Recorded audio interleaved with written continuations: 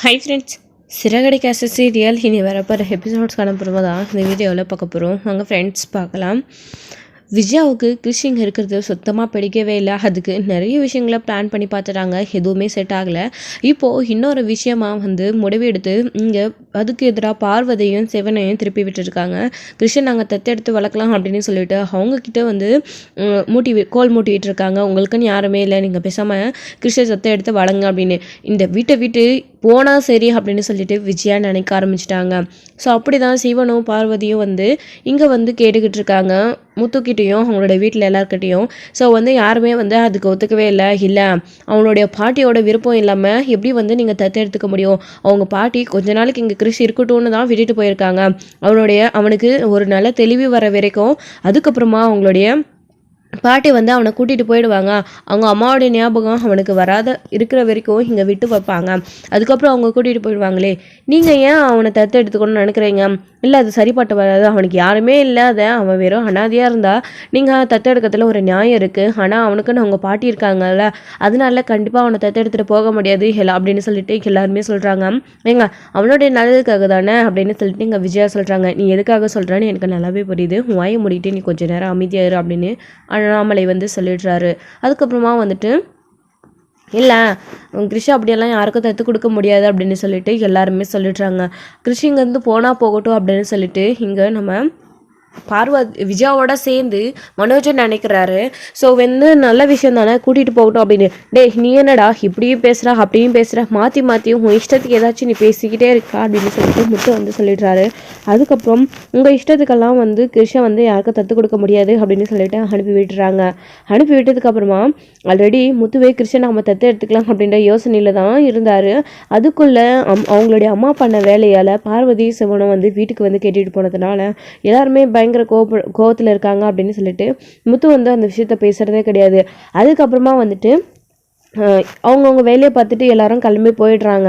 So Manoj பார்த்தீங்க அப்படின்னா அவங்களுடைய ஆஃபீஸில் இருக்கிற அவங்களுடைய பிஏ கிட்ட பார்த்தீங்க அப்படின்னா கிருஷை பற்றி சொல்லி கிருஷை இந்த வீட்டிலேருந்து வேறொரு இடத்துக்கு அனுப்பணும் அப்படின்னு சொல்லிட்டு, அதாவது வெளிநாட்டுக்கு கடத்திட்டு போகணும் அப்படின்னு சொல்லிட்டு அவங்க அம்மா மாதிரி இப்போ மனோஜ் பண்ண ஆரம்பிச்சிடுறாரு.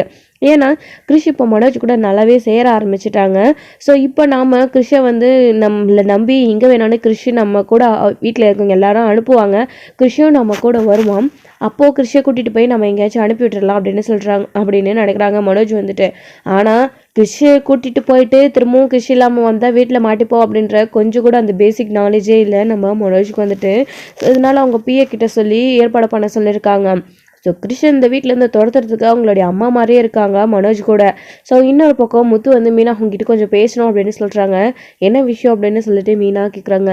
ஒரு நிமிஷம் நீ வெளியில் வா, நான் உனக்கு வெளியில் கூட்டிகிட்டு போய் அந்த விஷயத்த பேசணும் அப்படின்னு சொல்லிட்டு முத்து மீனாவே வெளியில் கூட்டிகிட்டு போகிறாங்க. ஸோ இங்கே ரோகிணிக்கு என்ன இது வீட்டில் இருக்கிற மனோஜ் கூட நம்ம கிருஷ்ணன் சேர்த்து வைக்கலான்னு பார்த்து கூட்டிகிட்டு வந்தா. ஆனால் இந்த ஆண்டிக்கு சுத்தமாக கிருஷ்ண பிடிக்கவே மாட்டேங்குது. நம்ம என்ன ட்ராமா போட்டாலும் அதுக்கு எதிராக ஏதாச்சும் ஒன்று நடந்துக்கிட்டே இருக்கே. இப்போ தான் மனோஜ்கிட்ட பேய் மாதிரி நடக்க ஆரம்பித்து கொஞ்சம் கொஞ்சமாக கிருஷ்ணையும் மனோஜும் சேர்த்து வச்சோம். இப்போது இந்த மாதிரி ஆண்டி முடிவெடுத்திருக்காங்களே, இவங்களோட புத்தி ஏன் இப்படி போகுது அப்படின்னு தெரியல அப்படின்னு சொல்லிட்டு இங்கே பயங்கரமாக புலம்பிகிட்டு இருக்காங்க. நம்ம ரோகிணி எதை பண்ணாலும் இந்த ஆண்டி நம்மளை கூட்டிகிட்டு போய் தான் பண்ணுவாங்க. இப்போ நாமளும் கிறிஷ்க்கு எது சப்போர்ட்டாக இருக்கோம் அப்படின்னு தெரிஞ்சுக்கிட்டு இப்போ நம்மளே கழட்டி விட்டுட்டு ஆண்டி மட்டும் போய் இவ்வளோ பெரிய விஷயத்த பார்த்துட்டு வந்திருக்காங்களே அப்படின்னு ரோகிணி நினச்சிட்டு இருக்காங்க. கிருஷ்ணன் இந்த வீட்டில் இருக்க விடாத இருக்கிறதுக்கு என்னென்ன பண்ணணுமோ அது எல்லாத்தையுமே பண்ணுறாங்களே, இது எல்லாத்தையும் மீறி நான் மனோஜ் கூட எப்படி கிருஷ்ணன் சேர்த்து வைக்க போகிறேன்னு தெரியலையே அப்படின்னு ரோகிணி புலம்பிகிட்டு இருக்காங்க. ஸோ இந்த சமயத்தில் தான் முத்து மீனாவை வெளியில் கூட்டிகிட்டு போகிறாங்க.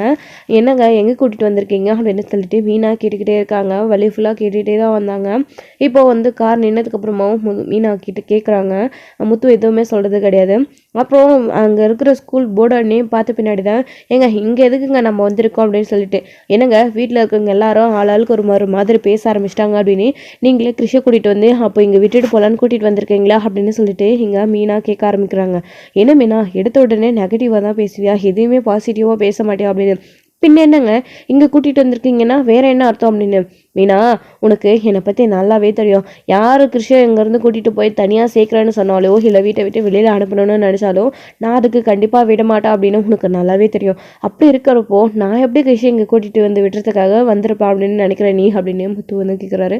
அப்போ எதுக்குங்க இங்கே வந்திருக்கீங்க அப்படின்னு. ஏன்னா இங்கே ஒரு குழந்தைய விட்டுட்டு போகிறதுக்காக மட்டும் யாரும் வரமாட்டாங்க. ஒரு குழந்தைய இங்கேருந்து கூட்டிகிட்டு போகிறதுக்காகவும் நிறைய பேர் வருவாங்க அப்படின்னு முத்து சொல்கிறாரு. புரியலையேங்க அப்படின்னு. ஏன்னா யாரும் இல்லாத அனாதை பிள்ளைங்க தான் இங்கே எல்லாருமே வளர்றாங்க. நிறைய பேர் குழந்தை இல்லாதவங்க குழந்தைங்கள இங்கேருந்து தத்தெடுத்துட்டும் போகிறாங்க. அதை நீ யோசிச்சு பார்க்க மாட்டியா அப்படின்னு முத்து சொல்கிறாரு. அப்போது இங்கேருந்து நம்ம குழந்தைய தத்தெடுத்து வளர்க்க போகிறோமா? ஏங்க நமக்கு என்ன குழந்தைய பிறக்காதுன்னு உங்களுக்கு இன்னும் யாருங்க சொன்னாங்க? நம்ம இன்னும் சேர்ந்து வாழ கூட ஆரம்பிக்கல. இப்படி இருக்கும்போது இப்படி இங்கே எதுக்குங்க வந்திருக்கீங்க? குழந்தைய தத்தெடுக்கலான்னு முடிவு பண்ணி அப்படின்னு இங்கே முத்து வந்து முத்துக்கிட்ட வந்து மீனா வந்து பேசுகிறாங்க. மீனா கொஞ்சம் என்னை பேச விடு, நீ ஏதாச்சும் கற்பனை பண்ணி உன் இஷ்டத்துக்கு பேசிகிட்டு இருக்காத அப்படின்னு முத்து வந்து சொல்கிறாரு. புரியலையாங்க, என்ன சொல்ல வரீங்க நீங்கள்? தெளிவாக ஓப்பனாக சொல்லுங்கள் அப்படின்னு மீனா கேட்குறாங்க. அப்போ தான் முத்து இருந்துக்கிட்டு நாம் கிறிஷை தத்தெடுத்துக்கலாம் அப்படின்னு சொல்கிறாங்க. இதை கேட்ட உடனே மீனா பயங்கர அதிர்ச்சி ஆகுறாங்க. என்னங்க சொல்கிறீங்க அப்படின்னு. ஆமாம், நான் இன்னைக்கு ஒரு சவாரி ஒன்று போனேன். அன்னைக்கு காலையில், அதாவது காலையில் தான் அந்த சவாரி ஏற்றிட்டு வந்தேன். அவங்க இங்கேருந்து ஒரு குழந்தைய தத்தெடுத்துட்டு போனாங்க. அப்போது அதோட ஃபார்மாலிட்டிஸ் எல்லாம் என்ன அவங்க அப்படின்னு அவங்கக்கிட்டே நான் கேட்கல. இங்கே இருக்கிற மேடம் கிட்ட கேட்டால் அவங்க லேட்டாக தான் வருவாங்கன்னு சொன்னாங்க. அதான் நான் உன்னை இங்கே கூப்பிட்டு வந்திருக்கேன். நீ நானும் போயிட்டு வா, அந்த மேடமை பார்த்து ஒரு குழந்தைய தத்தெடுக்கணும் அப்படின்னா அதுக்கு என்னென்ன ஃபார்மாலிட்டிஸ் இருக்கோ அது எல்லாத்தையும் நாம் வந்து இங்கேருந்து கேட்டு தெரிஞ்சுக்கலாம். அதுக்கப்புறம் கிறிஷை நாம் தத்தெடுத்துக்கலாம் அவங்க பாட்டிக்கிட்ட கேட்டு அப்படின்னு சொல்கிறாங்க. ஏங்க உங்களுக்கு என்ன கிறுக்கு இது பிடிச்சி போச்சா அப்படின்னு மீனா கேட்குறாங்க. முத்து இதை முதல்ல பெருசாக எடுத்துக்காம, ஏன் மீனா கிறிஷ் தனியாக இருக்கான்ல, அவனுக்குன்னு யாருமே இல்லை. கிறிஷை அவங்க பாட்டியால் எவ்வளோ நாள் தான் பார்த்துக்க முடியும்? அது மட்டும் இல்லாமல் கிறிஷை யாரோ தத்தெடுத்துக்கிறான் அப்படின்னு சொல்லி வந்து நிற்கிறாங்க. அவங்களுக்கு இருக்கிற அறிவு நமக்கு இல்லையா? பேசாமல் நாமளே கிறிஷை தத்தெடுத்துக்கிட்டா கிறிஷ் நம்ம வீட்டிலே இருப்பான். நம்மள அவனுக்கு ரொம்பவும் பிடிச்சிருக்கு. அப்புறம் வந்து அம்மா அப்பா எல்லாரும் சந்தோஷம்தான் படுவாங்க. முக்கியமாக அம்மா கோவப்படுவாங்க தெரியும், ஆனால் அப்பா சந்தோஷப்படுவார்ல. நம்ம கிறிஷை தத்தெடுத்துக்கலாம் அப்படின்னு முத்து வந்து சொல்கிறாரு. இதை கேட்ட உடனே பயங்கர அதிர்ச்சி ஆகுறாங்க. மீனா இருந்துக்கிட்டு, ஏங்க என்னை கேட்காம உங்களை முதல்ல யார் இந்த விஷயத்தில் முடிவெடுக்க சொன்னது அப்படின்னு மீனா கோவப்பட்டு பேசுகிறாங்க. முத்துவுக்கு உடனே முதல்ல ஜாலியாக பேசிக்கிட்டு, ஏன் மீனா நாமளே கிறிஷை தத்தெடுக்கலாம் அப்படின்னு சொன்னவர் அதுக்கடுத்து உடனே வந்து கோவப்படுறாரு. ஏன் மீனா அப்படிலாம் பேசுகிற? கிறிஷை நாமளே தத்தெடுக்கிறதுல என்ன தப்பு இருக்குது அப்படின்னு. ஏங்க புரியாமல் பேசாதீங்க. கிறிஷுக்கு நாம் எப்படிங்க தத்தெடுத்து முடிக்கும்? அவனுக்குன்னு பாட்டி சொந்த பந்தம்லாம் இருக்கிறப்போ நாம் எதுக்கு கிறிஷை தத்தெடுக்கணும்? உங்களுக்கு புரியுதா? யாரோ பெற்றவங்கள ஏன் நம்ம தத்தெடுத்துக்கணும் அப்படின்னு மீனா பேச ஆரம்பிச்சிடுறாங்க. ஏன்னா மீனா இப்படிலாம் பேசுகிற? அவன் கிறிஷுவனும் யாரோ பெற்றவங்க இல்லைல்ல. கிறிஷை நமக்கு ரொம்ப நாளாவே தெரியும். அவங்க பாட்டி மட்டும் தானே கிறிஷுக்குன்னு சொந்தம்னு இருக்காங்க. கிறிஷை ஏன் நம்ம தத்தெடுத்துக்க கூடாது அப்படின்னு சொல்லிட்டு முத்து கேட்கும்போது, ஏங்க கிறிஷை நம்ம தத்தெடுத்துக்க முடியாது, சொன்னால் கேளுங்க அப்படின்னு மீனா சொல்கிறாங்க. இது கேட்டுன்னு, என்ன மீனா இது ஒன்றுமே புரியலையே, வீட்டில் அப்படி தான் கிறிஷுக்குன்னு சொந்த பந்தம் எல்லாரும் இருக்காங்க, நாம் ஏன் தத்தெடுத்துக்கணும், அதாவது நாம் ஏன் அவங்களுக்கு தத்து கொடுக்கணும் அப்படின்னு பேசினேன். இப்போ இங்கே வந்து எப்படி பேசுகிற? ஒன்றுமே புரியல அப்படின்னு. ஏங்க நான் சில விஷயங்களை சொல்லக்கூடாது பேசக்கூடாதுன்னு நினைக்கிறேன். என் வாயிலிருந்து அதை சொல்லவும் பேசவும் வச்சிடாதீங்க. கிறிஷை தத்தெடுத்துக்கிறதெல்லாம் சரி வராது. அவனுக்குன்னு குடும்பம்லாம் இருக்குங்க. அவனுடைய அம்மா இருக்கிறப்போ நாம் எதுக்கு கிறிஷை தத்தெடுக்கணும் அப்படின்ற மாதிரி மீனா சொல்லிடுறாங்க. இதை கேட்ட உடனே முத்து பயங்கர அதிர்ச்சியில் இருக்காங்க. என்ன மீனா ஏன் இவ்வளோ கோவப்பட்டு பேசுகிற அப்படின்னு சொல்லிட்டு இங்கே முத்து வந்து ஷாக் ஆகி மீனா கிட்ட கேட்டுட்டு இருக்காங்க. அது வந்துங்க அது வந்து எங்க ஒன்றும் இல்லை, அது சரிப்பட்டு வராத விட்டுருங்க அப்படின்னு சொல்லிட்டு இங்கே முத்து வந்து சொல்லிட்டு இருக்காரு.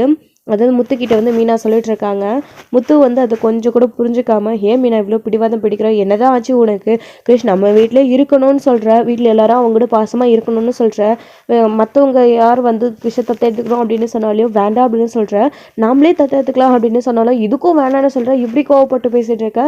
என்ன மீனா பேசுகிற? கிருஷுக்குன்னு அம்மா இருக்காங்களா? கிருஷுக்கு பாட்டி மட்டும்தானே இருக்காங்க. அவங்க பாட்டிக்கிட்ட கேட்டால் கண்டிப்பாக கிருஷ் நமக்கு தத்தெடுத்துக்கு வளர்த்துக்க நமக்கு கொடுப்பாங்க அப்படின்னு சொல்லிட்டு முத்து வந்து மீனா கிட்ட பேசுவோம். உங்களுக்கு ஒரு தடவை சொன்னால் புரியாதா? ஏன் இப்படி பண்ணுறீங்க அப்படின்னு மீனா கோவப்பட்டு பேசுவோம். முத்துவுக்கும் மீனாவுக்கும் பயங்கர பிரச்சனையே ஆகிடுது, வாக்குவாதமே ஆகிடுது. சரி கொஞ்ச நேரம் வாயை மூடுறியா? இப்போ எதுக்கு கிருஷை நம்ம தத்தெடுத்துக்க வேணான்னு இந்த அளவுக்கு ஆக்ரோஷமாக பேசிகிட்டு இருக்க? கிருஷுக்கு அப்படி சொந்த பந்தங்கள் யார் இருக்காங்க? அவங்களுடைய அம்மாவும் இல்லை அப்பாவும் இல்லை, அவங்க பொண்ணு இறந்துட்டாங்க அப்படின்னு சொல்லி அவங்களுடைய அம்மா தானே வந்து சொன்னாங்க. அப்படி இருக்கிறப்போ நீ எதுக்கு கிருஷோட அம்மா இருக்காங்க அப்படின்னு சொல்லிட்டு இருக்க? உனக்கு என்ன பைத்தியம் இட்டு பிடிச்சி போச்சா? எனக்கு ஒன்றும் பைத்தியம் பிடிக்கல, உனக்கு தான் பைத்தியம் பிடிச்சிருக்கு அப்படின்னு முத்து வந்து மீனா கிட்ட கோவப்பட்டு சண்டை போடுறாங்க. அப்போது மீனா இருந்துட்டு, போதும் நிறுத்துறீங்களா? நானும் விஷயத்த சொல்லக்கூடாதுன்னு பொறுமையாக போயிட்டு இருந்தேன். என் வாயிலிருந்து விஷயத்தை நீங்கள் வர வச்சிட்டிங்களா அப்படின்னு மீனா கோவப்பட்டு பேசுகிறாங்க. அப்படி என்ன விஷயம் சொல்லி தான் தொழில், அதை நீ மனசுக்குள்ளேயே வச்சுக்கிட்டு இப்படிலாம் பேசிட்டு இருந்தால் எனக்கு எப்படி புரியும் அப்படின்னு. ஆமாங்க, கிருஷிக்கு அம்மா இருக்காங்க, பாட்டி இருக்காங்க, ஏன் அவனுக்கு அப்பா மட்டும்தான் இல்லை, மற்றவங்க எல்லாருமே இருக்கோம். நீங்கள் இருக்கிறீங்க, நான் இருக்கிறோம், எல்லாருமே இருக்கிறோம். அப்படி இருக்கிறப்போ நாம் எதுக்கு கிருஷை தத்து எடுத்துக்கணும் அப்படின்னு மீனா சொல்கிறாங்க. குழப்புற மீனா நீ இப்போ கூட கிருஷிக்கு அம்மா பாட்டி எல்லாரும் இருக்காங்க அப்படின்னு சொல்கிற, அப்பா மட்டும் இல்லைன்னு சொல்கிற, நாம் எல்லாரும் இருக்கிறோன்னு சொல்கிற, அப்போ எதுக்கு நம்ம தத்து எடுத்துக்கணும்னு வேற சொல்கிற? ஒன்றுமே புரியலையே. நம்ம வீட்டில் கிருஷி இருக்கா, நம்ம தத்து எடுத்து எப்படி அவனை வளர்க்க முடியும், நாமளே வளர்த்துக்கலாம் அப்படின்னு சொன்னால் கூட ஒரு அர்த்தம் இருக்குது. அவனுக்கு அம்மா அப்பா, அதாவது அப்பா இல்லை அம்மா இருக்காங்க, மீதி எல்லாரும் இருக்காங்க அப்படின்னு ஒன்றுமே புரியாமல் ஏன் இப்படி என்னெல்லாம் போட்டு குழப்புற அப்படின்னு முத்து வந்து கோவப்பட்டு சண்டை போடுறாரு. ஆமாங்க, நான் தெளிவாக தான் பேசுகிறேன், உங்களுக்கு தான் இன்னும் புரியலை அப்படின்னு சொல்கிறாங்க. அப்போ புரிகிற மாதிரி சொல்ல மீனா, கிருஷோட அம்மா யார், அவங்களோட பாட்டி அவங்களோட குடும்பம் எல்லாம் இருக்காங்க அப்படின்னா அவங்க யார், நாம் தான் அவங்க அப்படின்னு சொல்கிறேன். அவங்களுக்கு அம்மா எப்படி இருப்பாங்க, அவங்களுடைய பாட்டி தான் இறந்துட்டு தான் சொல்கிறாங்களே அப்படின்னு. ஏங்க உங்களுக்கு இதை விட இன்னும் தெளிவாக நான் சொல்லணும் அப்படின்னா, கிருஷோட அம்மா ஒன்றும் செத்து போல, அவங்களுடைய பாட்டி தான் அப்படி சொன்னாங்க அப்படின்னு மீனா வந்து சொன்ன உடனே பயங்கர அதிர்ச்சி ஆகுறாங்க முத்து. என்ன சொல்கிற மீனா அப்படின்னு. ஆமாங்க, கிருஷோடைய அம்மா இன்னும் செத்து போகலை, அவங்க உயிரோடு தான் இருக்காங்க அப்படின்னு சொல்லிட்டு மீனா சொல்கிறாங்க. என்ன சொல்கிற மீனா, உனக்கு எப்படி இந்த விஷயம் தெரியும், யார் சொன்னாங்க அப்படின்னு. ஆமாங்க, எல்லாமே எனக்கு தெரியும், ஏன் கொஞ்ச நாளைக்கு முன்னாடியே எல்லா விஷயமும் தெரியும், தெரிஞ்சு தான் கிருஷ்ணன் அம்மா வீட்டுக்கு கூட்டிகிட்டு வந்திருக்கேன் அப்படின்னு சொல்கிறாங்க. புரியல மீனா, கிருஷிக்கு அம்மா இருக்காங்க அப்படின்னு சொல்கிற, தெரிஞ்சு நீ எப்படி கிருஷை கூட்டிகிட்டு வந்தா, அவங்களுடைய பாட்டி தானே கூட்டிகிட்டு வந்து விட்டு போனாங்க அப்படின்னு. ஏங்க நான் உங்களுக்கு எல்லா விஷயத்தையும் தெளிவாக சொல்லிடுறேன். என்னால் ரொம்ப நாள் விஷயத்தை மறைச்சி வச்சுக்கிட்டு ஒழுங்காக எதையும் செயல்படுத்த முடியல. அது மட்டும் இல்லாமல் இப்படி நீங்கள் வளைச்சி கேள்வி கேட்குற விதத்துக்கும் என்னால் பதில் சொல்ல முடியல.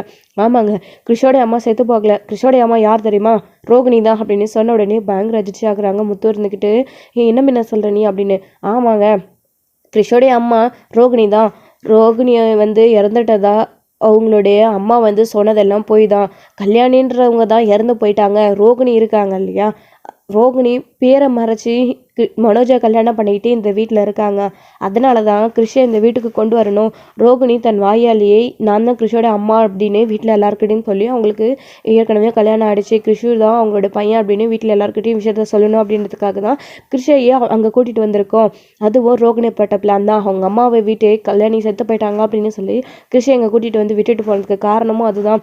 அதுக்காக தான் கிருஷி கூட எல்லாரும் சேர்ந்து சந்தோஷமாக இருக்கணும் அப்படின்னு இங்கே வந்து அவங்க விட்டுட்டு போயிருக்காங்க. இப்போ புரியுதுங்களா உங்களுக்கு எல்லாமே அப்படின்னு.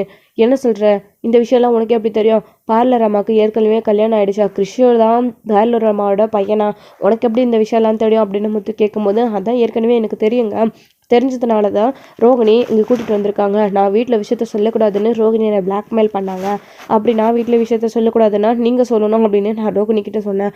அதுக்கு முதல்ல மனோஜ் கிருஷை ஏற்றுக்கிற மாதிரி செய்யணும், மனோஜ் ஆண்டிக்கும் மனோஜுக்கும் கிருஷை பிடிக்கவே மாட்டேங்குது, அவங்க 2 பேரும் கிருஷை ஏற்றுக்கிட்டா கண்டிப்பாக நானே வீட்டில் விஷயத்த சொல்லிடுறேன் அப்படின்னு ரோகிணி சொன்னாங்க. அதனால தான் கிருஷி அத்தையும் மனோஜும் ஏற்றுக்கணும் அப்படின்றதுக்காக தான் கிருஷை அந்த வீட்டுக்குள்ளேயே கொண்டு வந்திருக்கோம். நீங்கள் வேற இது புரியாமல் கிருஷை தத்து எடுத்துக்கணும் அப்படின்னு சொல்லிட்டு இருக்கீங்க. அவனுக்குன்னு சொந்த பந்தம் நம்ம எல்லாருமே இருக்கிறப்போ எதுக்கு நாம் வந்துட்டு கிருஷை தத்து எடுத்துக்கணும், அதான் கிருஷ் நம்ம வீட்டில் தானே இருக்க போகிறான், அப்போ நம்ம தத்தை எடுத்தா என்ன தத்தை எடுக்கலன்னா என்னங்க, அவன் நம்ம வீட்டு பையன் அப்படின்னு மீனா சொல்கிறாங்க. இது எல்லாத்தையுமே கேட்டு முத்துக்கு பயங்கர அதிர்ச்சியாக இருக்குது. ஏன் மீனா இந்த விஷயத்தை நீ என்கிட்ட இவ்வளோ நாளாக சொல்லல அப்படின்னு முத்து கோவப்படுறாரு. ஏங்க கிருஷையும் கூட்டிகிட்டு ரோகிணி செத்து போயிடுவான் அப்படின்னு என்னை மிரட்டினதுக்கு அப்புறமும் எப்படிங்க நான் விஷயத்த சொல்ல முடியும், மனோஜ்க்கு அதாவது கிருஷுக்காக தானே, கிருஷோட உயிருக்கு எந்த வித ஆபத்து வந்துடக்கூடாதுன்றதுக்காக தான் நான் இப்படி யார்கிட்டையும் விஷயத்த சொல்லாமல் என்னுடைய மனசுக்குள்ளேயே புழுங்கி வச்சுட்டு இருந்தேன் அப்படின்னு. அப்போது நீ ஊருக்கு போயிட்டு வந்ததுலேருந்து குழப்பமாக இருக்கிறதுக்கெல்லாம் காரணம் இதுதான், இந்த விஷயத்த இன்னும் வீட்டில் யார்கிட்டையும் சொல்லாமல் நீ என்கிட்ட வந்து மறைச்சிட்டு இல்லை மீனா அப்படின்னு முத்து கோவப்படுறாரு. இங்க நான் சொல்கிறது ஒரு நிமிஷம் பொறுமையாக கேளுங்க, எதுக்காக நான் அப்படி சொன்னது தான் உங்ககிட்ட தெளிவாக சொல்லிட்டேன், அப்புறமா நீங்கள் ஏன் என்கிட்ட கோவப்படுறீங்க அப்படின்னு. போதும் நிறுத்து மீனா, எவ்வளோ பெரிய பிரச்சனை நடந்திருக்கு, இந்த விஷயத்த என்கிட்ட சொல்லாமல் மறைச்சிருக்க, எல்லாரையும் அதுவும் குடும்பமாக சேர்ந்து அந்த பார்லர் அம்மா ஏமாத்திட்டுருக்கு, நீயும் அதுக்கு உடந்தல்ல அப்படின்னு முத்து மீனா மேலே கூப்பிட ஆரம்பிச்சிடுறாங்க. முத்துக்கு விஷயம் தெரிஞ்சால் வீட்டில் விஷயத்த சொல்லி ரோகிணி இந்த வீட்டை விட்டு போயிடுவாங்க அப்படின்னு பயந்த மீனா இப்போது அது மீனாவுக்கு எதிராகவே திரும்பும் அப்படின்னு முத்து, அதாவது மீனா கொஞ்சம் கூட நினச்சி பார்க்கல. முத்து வந்துட்டு இப்போ மீனா விஷயத்த சொல்லலை அப்படின்னு மீனா மேலே பயங்கர கோவத்தில் இருக்காங்க. இந்த விஷயத்த நீ என்கிட்ட சொல்லாமல் மறைச்சிட்டல, நீ எந்த ஜென்மத்துக்கும் என்கிட்ட பேசாத, இது வரைக்கும் நான் உங்ககிட்ட எந்த ஒரு விஷயத்தையும் மறைச்சதில்லை, ஆனால் நீ இவ்வளோ பெரிய விஷயத்த என்கிட்ட சொல்லாமல் மறைச்சிருக்கல, அந்த பார்லர் அம்மாவுக்கு ஒரு முடிவு கட்டிட்டு வந்து அப்புறம் உன்னை பார்த்துக்கிறேன் அப்படின்னு முத்து சொல்லிட்டு கோபமாக அங்கேருந்து கிளம்பி போயிடுறாங்க.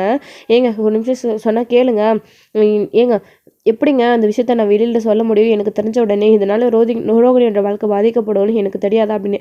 அதுக்காக குடும்பத்தையே எல்லாரையும் நீ ஏமாத்திட்டு இருக்கல்ல, அந்த ரோகிணியை விட அப்போ நீ தானே இந்த வீட்டை ஏமாத்திட்டு இருக்க முதல் ஆளு அப்படின்னு சொல்லிட்டு முத்து சொன்ன உடனே, ஏங்க அந்த ஒரு குற்ற உணர்ச்சியில் நான் இங்கே இருக்க முடியாததான் ரோகிணி எத்தனையோ தடவை வீட்டில் விஷயத்த சொல்ல சொல்லி கன்வின்ஸ் பண்ணேன்.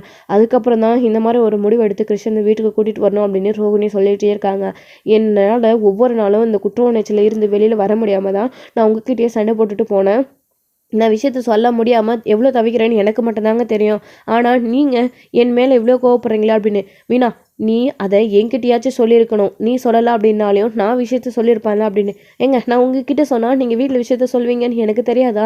இதனால் இந்த குடும்பம் உடஞ்சி போயிடுன்றது எனக்கு தெரியாதா அப்படின்னு. அதுக்காக அப்போது நீ அந்த பார்லாரமாக கூட சேர்ந்துக்கிட்டு இந்த குடும்பத்தை ஏமாத்துறல, எல்லாருக்கும் தெரிஞ்சால் எங்கே கஷ்டப்படுவாங்களோ அப்படின்னு பொய் சொல்லிட்டு இருக்கிறீங்களா நீங்களாம் அப்படின்னு முத்து வந்து கோவப்படுற மீனா கிட்ட சண்டை போடுறாங்க. ஸோ இது ஒரு பக்கம் இருக்க, இன்னொரு பக்கம் மனோஜ் வந்து பார்த்திங்க அப்படின்னா கிருஷை கடத்ததுக்காக அவங்க பிஏ கிட்ட சொல்லியிருக்காங்க. அப்போது ரோகிணி வந்து அங்கே இருக்காங்க. ரோகிணி அங்கே இருக்கும்போதே அவங்களோட பிஏ வந்து மனோஜ்கிட்ட பேசுகிறாங்க. பாஸ் நான் எல்லாத்தையும் பேசியாச்சு, நீங்கள் சொன்னீங்க அப்படின்னா கண்டிப்பாக அந்த அதாவது அனுப்பிடலாம் அப்படின்னு சொல்கிறாங்க. அப்போது மீனா அதாவது ரோகிணிக்கு சந்தேகம் வந்துடுது. மனோஜ் நீங்கள் இப்போ யாரை பற்றி பேசிகிட்டு இருக்கீங்க அப்படின்னு. அதான் ரோகிணி அந்த கிருஷா தான் அப்படின்னு சொல்லிட்டு. புரியல எனக்கு அப்படின்னு. ரோகிணி அந்த பையன் வீட்டுக்குள்ளே உட்காந்துக்கிட்டு எல்லாருக்கும் தொல்லை கொடுத்துட்டு டென்ஷன் பண்ணிகிட்டு இருக்கான். அவனை எதுக்கு வீட்டுக்குள்ளே இங்கே வச்சிருக்கணும்? அதான் இப்போ அந்த பையன் என்னை நம்புறான்ல, என்னை நம்பி எல்லா இடத்துக்கும் வரான் போகிறான். அதான் எதுக்கு தேவையில்லாமல் பிரச்சனை, அம்மாவுக்கும் எனக்கும் பிரச்சனை வேற வருது, எதுக்கு சண்டை அப்படின்னு தான் அந்த பையனை வெளிநாட்டுக்கு எங்கேயாச்சும் அனுப்பி விட்டுடலாம் அப்படின்னு பிளான் பண்ணிட்டேன். அம்மா நினச்ச மாதிரி தான் வெளிநாட்டுக்கு அனுப்பி விட்டு எங்கேயாச்சும் ஒரு நல்ல ஸ்கூல்லையோ இல்லை ஒரு நல்ல ஹாஸ்டல்லையோ அந்த பையனை தங்க வச்சு படிக்க வச்சுக்கலாம் அப்படின்னு சொல்லிட்டு இங்கே மனோஜ் சொல்கிறாங்க. ஆசிரமத்தில் சேர்த்து விட்டுட்டா அவங்களே எல்லாத்தையும் பார்த்துப்பாங்கல்ல, நம்ம வேணா அப்பப்போ இப்போ பார்த்துட்டு வந்துடலாம், அந்த பையனை முதல்ல இங்கேருந்து அனுப்பி விட்டுடலாம் அப்படின்னு சொல்லிட்டு இங்கே மனோஜ் சொல்லவும், லூசா மனோஜ் நீ அப்படின்னு இங்கே ரோகிணி கோவப்பட்டுறாங்க. என்ன சொல்கிற ரோகிணி, ஏன் இப்படி கோவப்படுற அப்படின்னு. பின்ன என்ன, ஆண்டி அப்படி ஒரு தப்பை பண்ணாங்க அப்படின்னு தான் அங்கிள் அன்றைக்கி அந்த கோவப்பட்டு போலீஸில் பிடிச்சி கொடுக்குற அளவுக்கு போனாங்க. இப்போ நீ அதே தப்பு பண்ணிகிட்டு இருக்க, உனக்கு என்ன அறிவு இருக்கா இல்லையா அப்படின்னு. ஏன் நீ அனுப்பி விட்டா நீ தான் அனுப்புனன்றது யாரும் கண்டுபிடிக்க மாட்டாங்களே என்ன. கிரீஷ் ஒரு நாள் இல்லை அப்படின்னு முத்து எல்லாத்தையும் கண்டுபிடிச்சிருவான். நீ இப்படி ஒரு முட்டாள்தனமான விஷயத்த பண்ணி முத்து கிட்ட தான் நீ மாட்டியிருப்ப அப்படின்னு சொல்லிட்டு ரோகிணி சொல்றாங்க. கிரிஷு நம்மளை நம்பி நம்ம வீட்டுக்குள்ளே அவங்க பாட்டி விட்டுட்டு போயிருக்காங்க. அப்படி இருக்கிறப்போ அவனை இப்படியெல்லாம் பண்ணணும் அப்படின்னு நம்ம நினைக்கிறது தப்பு தானே அப்படின்னு சொல்லிட்டு இங்கே ரோகிணி சொல்லிட்டு இருக்காங்க. அப்போது நீங்கள் ஒரு நிமிஷம் வெளியே போய் வெயிட் பண்ணுறீங்களா? அவர் என்ன சொன்னாலும் நீங்கள் அப்படியே அதை செஞ்சுடுவீங்களா? பிஏ அப்படின்னா என்ன வேணாலும் பண்ணுவீங்களா? என்கிட்ட ஒரு வார்த்தை சொல்ல மாட்டீங்களா அப்படின்னு ரோகிணி வந்து அவங்க பிஏவை திட்டுறாங்க. திட்டினதுக்கப்புறமா அவங்க வெளியில் போயிடுறாங்க. ரோகிணி இப்போ எதுக்கு அவங்க கிட்ட கோவப்படுற நீ அப்படின்னு. மனோஜ் கொஞ்சம் வாயை மூடுறீங்களா? எதுக்கு தேவையில்லாமல் இந்த வேலையெல்லாம் நீங்கள் பார்த்துட்ருக்கீங்க? கிறிஷ் இங்கே இருக்கிறதுனால உங்களுக்கு என்ன பிரச்சனை? கிறிஷ் உங்கள் கூட பாசமாக தானே இருக்கிறான், அவனை ஏற்றுக்கிறதுல உங்களுக்கு என்ன கஷ்டம்? நீங்களும் நேற்று தானே என்கிட்ட சொன்னீங்க கிறிஷ் கூட நீயும் நல்லா பேச பழகு சந்தோஷமாக இரு அப்படின்னு சொல்லிட்டு. இப்போ நீங்களே எப்படி சொன்னால் என்ன அர்த்தம் மனோஜ் அப்படின்னு சொல்லிட்டு ரோகிணி கோவப்பட்டு மனோஜ்கிட்ட பேசிகிட்டு இருக்கும்போது, இல்லை அந்த பையன் நம்ம வீட்டுக்கு தேவையில்லை, எல்லாம் ஒரு காரணமாக தானே அப்படி பண்ணிகிட்டு இருந்தேன் அப்படின்னு சொல்லிட்டு மனோஜ் வந்து சொல்கிறாங்க. அப்போது முத்து ஏற்கனவே நினச்சாரு மனோஜ் வந்து கிருஷ் விஷயத்தில் ஏதோ பண்ணுறான், ஒரு வேளை நம்ப வச்சு அம்மாவை மாதிரியே ஏதோ பிளான் பண்ணுறானா அப்படின்னு சொல்லிட்டு முத்து நினச்சாரு. அந்த மாதிரி தான் இப்போது மனோஜ் வந்து பண்ணிகிட்ருக்காரு. கண்டிப்பாக அந்த விஷயம் முத்துக்கு தெரிஞ்சால் கோவப்படுவார். ஆனால் இதை விட ரொம்ப பெரிய விஷயம் மனோஜுக்கு அதாவது முத்துக்கு வந்து தெரிஞ்சிருக்கு. ஸோ தான் பையனை அவங்களே கடத்திட்டு போய் விற்க போகிறாங்க அப்படின்னு தெரிஞ்சா முதுவுக்கு கோவம் வருமா வருது. ஸோ பயங்கர கோவத்தில் வீட்டுக்கு வராங்க மீனா கிட்ட சண்டை போட்டுட்டு. ஸோ இப்போ ரோகிணி வந்து கல்யாணி வந்த மாதிரி நடிக்கிறாங்க. என் பையனை உன்னை நம்பி தானே நான் ஒப்படைச்சேன், நீ இப்போ வந்து என் பையனை வெளிநாட்டுக்கு அனுப்பலான்னு முடிவு பண்ணியிருக்கேன். இல்லை நான் உன் அம்மாவை சும்மா விட போகிறதில்ல, இப்பயே பார் உன் அம்மாவை போய் நான் என்ன பண்ண போகிறேன் அப்படின்னு மிரட்டுறாங்க. நீ மிரட்டினா நான் பயந்துருவேனா, சும்மா இந்த மாதிரிலாம் பூச்செடி காண்டிட்டு இருக்காத அப்படின்னு மனோஜ் பேசுகிறாரு. என்ன பூச்சாண்டி காட்டிகிட்டு இருக்கானா அப்படின்னு சொல்லிட்டு ரோகிணி வந்து மனோஜோட கழுத்தை பிடிச்சி நெரிக்க ஆரம்பிக்கிறாங்க. மனோஜ் வந்து ஓவராக பயப்படுறாரு. நீ இந்த மாதிரி பண்ண மாட்டேன் விட்டுரு அப்படின்னு சொல்லிட்டு. ஸோ இதோட இந்த எபிசோட வந்து முடிச்சிருக்காங்க. அடுத்தடுத்த எபிசோடில் என்ன நடக்க போகுது அப்படின்றத வெயிட் பண்ணி நெக்ஸ்ட் வீடியோவில் பார்க்கலாம். First thank you. இந்த வீடியோ பிடிச்சிருந்தா லைக் பண்ணுங்கள், ஷேர் பண்ணுங்கள், கமெண்ட் பண்ணுங்கள்.